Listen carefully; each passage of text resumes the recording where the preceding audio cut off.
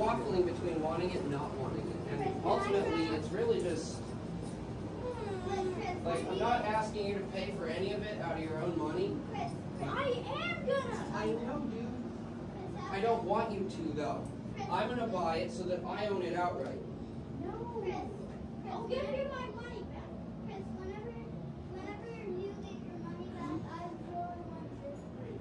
Is the baby in the cage being punished and is it cruel? Is the baby being protected from a world of drugs, evil, drive-by shootings, and terrorism? Oh, the train? I just wanted to. Doesn't seem to have a price on it, buddy. No, I really wanted that bike. That Madagascar bike. That was really cool. Yeah, but Chris, we're not on the country. They could be on the block. Chris, I kind of want that dinosaur. Why don't you give it a test drive?